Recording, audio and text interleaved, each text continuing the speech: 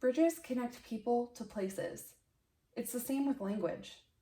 They can connect a person to the outside world. Maybe you're curious how a bridge and a deaf baby's first language acquisition are connected. I'll explain. So if a deaf baby is born, the parents decide to go ahead with an oral approach, I'd have to advise that you wait and let you know that ASL is a naturally accessible language, and that's going to support the deaf baby's language acquisition.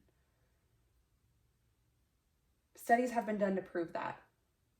There's a critical period from birth to puberty, and during that period, the brain is flexible, and you can easily acquire language. Other research shows that that time period is actually very short, from birth to age 5, before you enter school. So the first year in that time frame, everything that happens supports phonological development. I have 5 examples. So first, there's motherese. So this is how mothers speak to their babies. They sign to them slowly and clearly, maintaining eye contact, and that helps the baby easily understand and acquire the language. Second, there's joint attention episode. That is when the mother and the baby are looking at something at the same time, and the mother can name those things. So give everything a name and a label, and that's going to help the baby's vocabulary develop. Third, babbling. This can be done with the hands through signing or the mouth. Babies are curious. They want to analyze and play with language. They tend to hear words and then speak them or sign them. It doesn't matter if the baby is hearing or deaf, they both babble. Fourth, vocab. So a baby who is 10 months old can learn up to 150 words. A deaf baby can learn a lot more vocabulary than a hearing baby at 36 months. So research has proved that language acquisition before the age of 1 is important. Deaf babies that have ASL exposure compared to deaf babies who only had an oral approach, the babies that had ASL exposure were excelled in reading and writing comprehension and lip reading, and excelled in the SAT language section. And they excelled at acquiring English as a second language. So that test proves that deaf babies need an accessible language.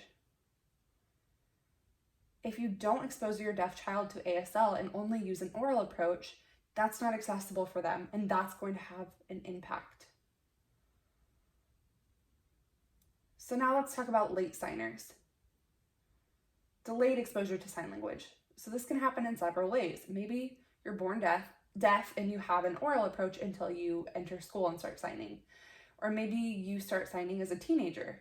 Or maybe you're born deaf and you have oral exposure until you're an adult. Or maybe you're born hearing and then have hearing loss and then are exposed to ASL later in life. All those situations are examples of a delayed acquisition of sign language, and that can negatively impact and have lasting effects. Research has shown this. English as a second language, it can be hard to acquire if you don't already have that basis of sign language. If you're already signing, it'll be easier to acquire English as a second language. If you're trying to acquire ASL as your first language, you need to do it before the critical period is over. It's going to be difficult.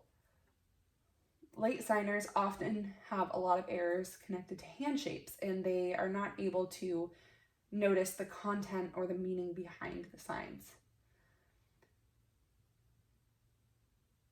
So by the time a child is 5, you're expecting them to learn science, math, and English and use language. equal to other 5-year-olds. But if you didn't have exposure to language, you can't. And what's worse, it's also going to affect you socially. So you can't meet people because you'll be focused on analyzing the language and trying to figure it out. So what's really important to take away here are these 3 things. There's a critical period where a baby is born and they need to develop that language quickly. Second, ASL is a natural and accessible language that can help a deaf baby acquire language early.